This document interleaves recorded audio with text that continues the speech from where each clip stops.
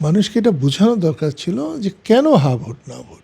স্বাধীনতার পক্ষের মানুষ এখনও 70-80% বঙ্গবন্ধুর আওয়ামী লীগকে, মৌলানা ভাসানীর আওয়ামী লীগকে, মুক্তিযুদ্ধের আওয়ামী লীগকে মানুষ স্বাধীনতার প্রতীক হিসেবেই মনে করে। আওয়ামী লীগ ক্ষমতায় ছিল, এই আওয়ামী লীগ বঙ্গবন্ধুর আওয়ামী লীগও না, এই আওয়ামী লীগ মৌলানা ভাসানীর আওয়ামী লীগও না, শামসুল হকের আওয়ামী লীগও না, এই আওয়ামী লীগ শেখ হাসিনার আওয়ামী লীগ।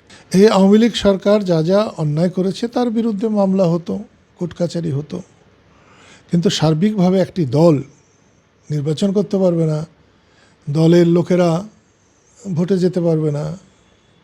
যে যাই বলুন না কেন, স্বাধীনতার পক্ষের মানুষ এখনও 70-80% এবং বঙ্গবন্ধুর আওয়ামী লীগকে, মৌলানা ভাসানীর আওয়ামী লীগকে, মুক্তিযুদ্ধের আওয়ামী লীগকে মানুষ স্বাধীনতার প্রতীক হিসেবেই মনে করে।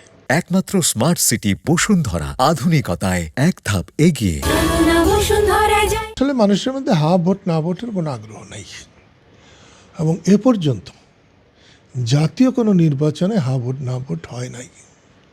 এটা বরঞ্চ জাতীয় নির্বাচনকে অবমূল্যায়ন করা। এবং আপনারা দেখবেন হা না ভোটে 5% ভোটারও ওখানে ওই পেপার ভোট দেবে না, কারণ এটার তার কোনো ইন্টারেস্ট নেই। মানুষকে এটা বোঝানো দরকার ছিল যে কেন হা ভোট না ভোট। মানুষ জানেই না কেন হা ভোট না ভোট। প্রতিনিধিত্বশীল হিসাবে আমি যত ভোট পাবো তারও একটা সরকার হবে, তারা একটা সিট পাবে, অনুপাতিক হারে আমি বেশি পেলে 10টা পাবে। এটা মানুষ কিন্তু এখনও এটা নিয়ে মাথা ঘামায় না।